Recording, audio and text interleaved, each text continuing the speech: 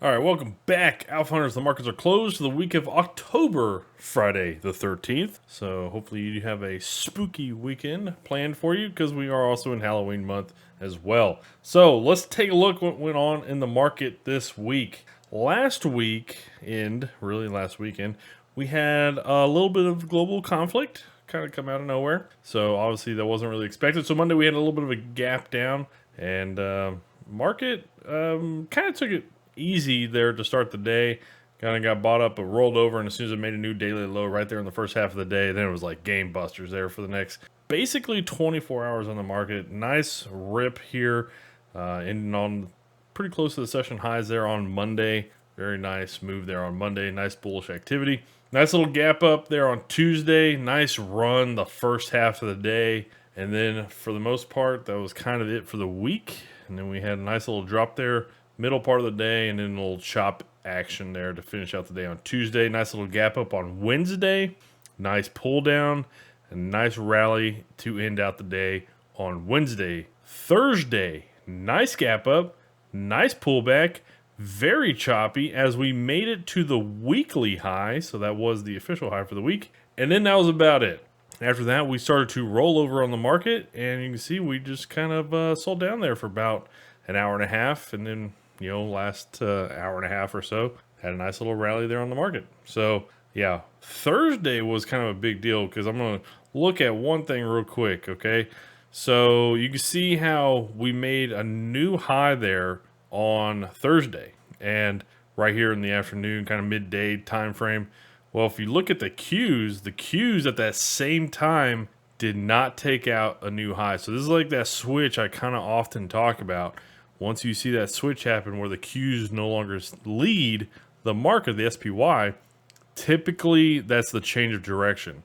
And it didn't take long after that for us to get that change of direction there on the SPY and the Qs. And the Qs, big tech, from that point for the rest of the week, definitely were underperforming quite a bit. So be kind of careful as we go into next week. We'll talk a little bit about next week's game plan a little later on. Nice gap up there on Friday, quick pop, and then it just kind of rolled over here for a couple hours, and it was just kind of choppy there then to end out the day. So that is kind of how the market went this week, and we got some pretty good data that did come out. Let's see, Wednesday morning we did get PPI.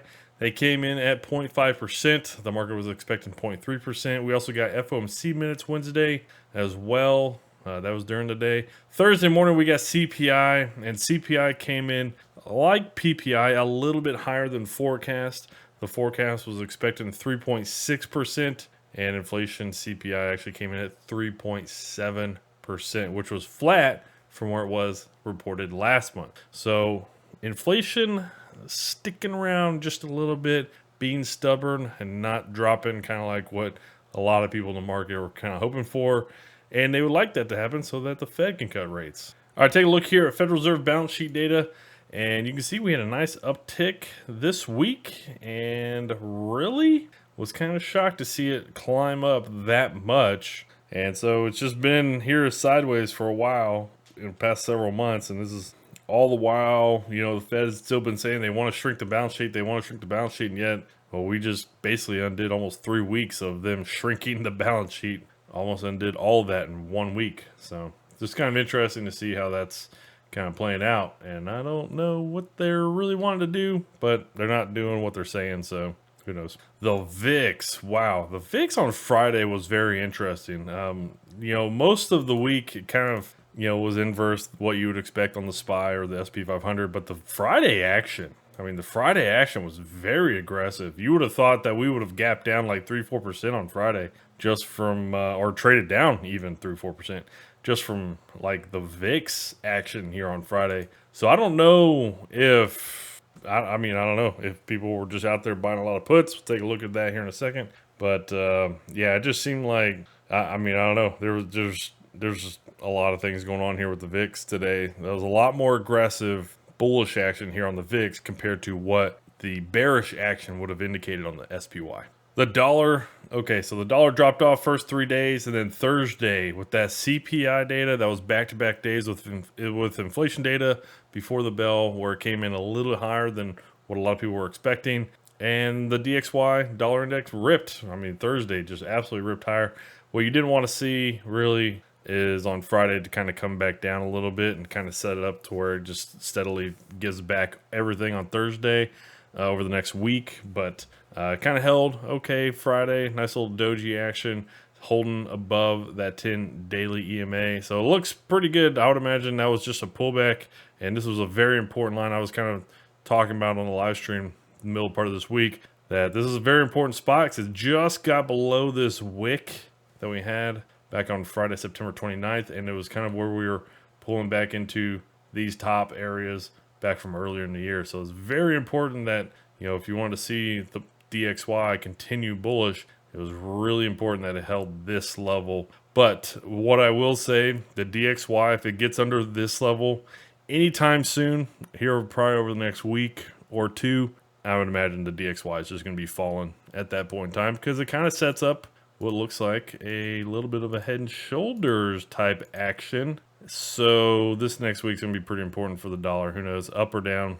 And if it comes down, it's just going to retest into that and be in free fall mode. So that will be what I'd be watching for the DXY. But if it just kind of continues to slowly grind higher, then, you know, you expect the pressure on, you know, stock market to be staying kind of high, and that probably would not be bullish for stock. GLD, talk about another crazy move here on Friday this week. GLD, the gold trust. So gold and silver and even oil and gasoline and heating oil, they all ripped it hardcore on Friday. And you can see this move here, and a lot of volume. So I mean, maybe someone was out there. There might have been a lot of people out there really positioning for things over the weekend. Obviously, we had a lot of geopolitical things over there in the Middle East last weekend. So don't know if there was a lot of people positioning for any kind of possibility of escalation this weekend, because that VIX move and, you know, gold. And this is also with the dollar actually being a little bit higher. I mean, this move on gold does not correlate anything like what we've come to expect with dollar and gold kind of pairing at all. So very interesting move here on gold. Kind of gives me a little bit of indication that something's up. Something's up between this move and the relationship, you know, gold and dollar kind of have, and the VIX. Like, it's something's weird. Something's really, really weird here. So just kind of have to keep our eyes out, see, you know, what's kind of going on, what's coming. If anything starts to happen, be ready to make some adjustments. 10-year yield. So 10-year yield, kind of like the dollar, the beginning part of this week, Monday, Tuesday, Wednesday, just kind of pulled back steadily. Thursday, nice pop along with the dollar. Had a pretty good pullback here on Friday, though. Friday, nice little pullback. Could be some consolidation coming in here before maybe it continues higher. I'm not one to really think that, you know, 10-year yield here is going to be dropping off super hardcore. It might just be in a consolidation type pattern. It might come down and break the low from Thursday, but I'd imagine we're still just like in a maybe a little bit more of a consolidation pattern to continue higher. That's just kind of what I'm thinking for now. But yeah, as far as 10-year yield, it doesn't look horrible. If you want to see what it looks like on a weekly, there you go. So yeah, I mean, we've gotten this breakout higher, so we could definitely just kind of chop sideways here over the next, I don't know, maybe a week or two, because we are a little bit extended from this 10 weekly EMA here. So maybe we just let that come up and then get support from that and continue higher, that kind of thing. All right, take a look here. Week over week options change, and quite a bit of calls and puts getting bought for October 20th. That is this next Friday. And there's a pretty good put wall out here at 420 on the SPY for this next Friday. So I wouldn't imagine we'd probably break that down at all. But after that 420 put wall for this next Friday, there's really not a big put wall out there at 420. When you go look at November has a large put wall at 400 on the SPY.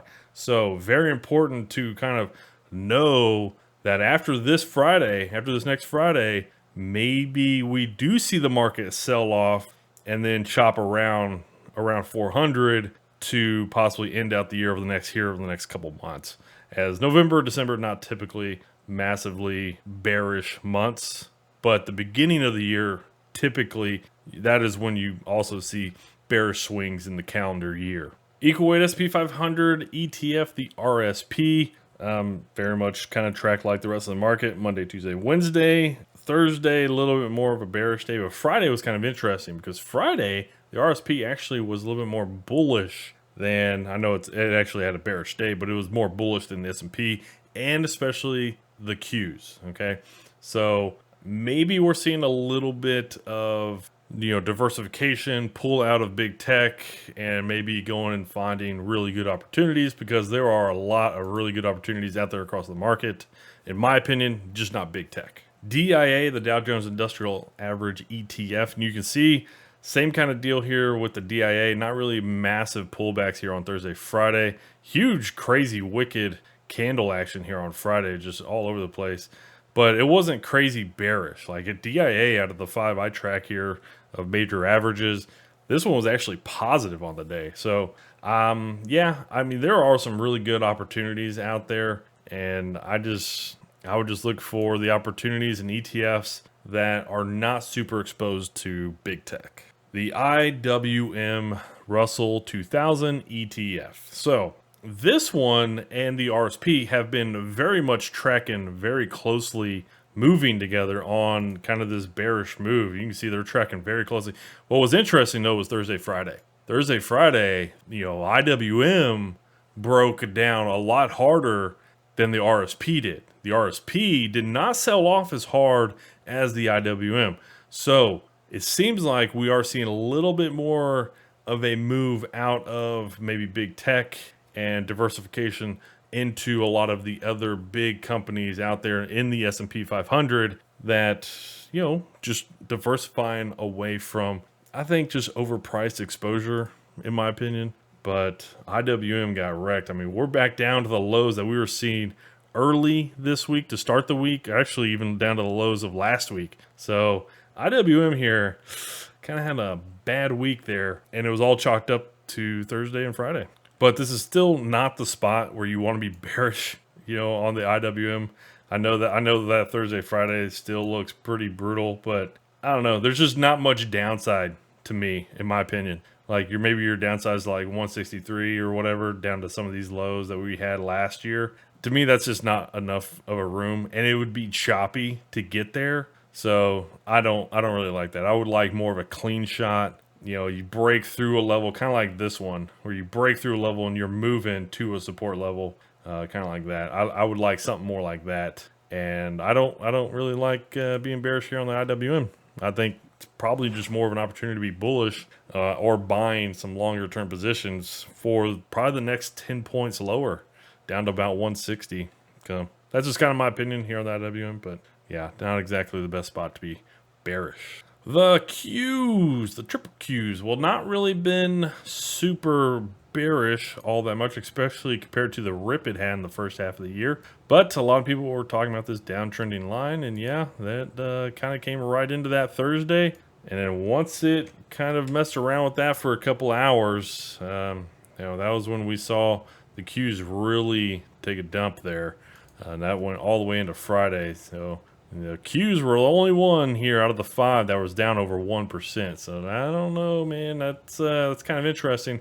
What I will be watching, I'll go back and forth between the Qs and SP 500 here, or the SPY here, is do the Qs this next week, do they come out and rally? And if they rally, do they not make it back up and take out the high from Thursday? And if we start to drop, and after a rally from the beginning part of this next week, how does that look with the SPY? And if the SPY rallies and we take out the high from this past week, Thursday's high, and maybe even possibly fill this gap to September 20th, I was really kind of hoping we were going to do that, but we got close, but we didn't quite do it. But if we do rally and maybe we get up there and then we do that, that would be another switch. We saw that intraday one earlier in the video. On Thursday, where we saw the Qs make that lower high in the afternoon on Thursday, but SPY made a new high on Thursday. And then, will we see that here this next week? That would be very interesting. That would be what I'm looking for. Obviously, I'm also going to be looking at the yields and dollar as well. I mean, I've been very much on that for the past several months. Watch yields, watch dollar.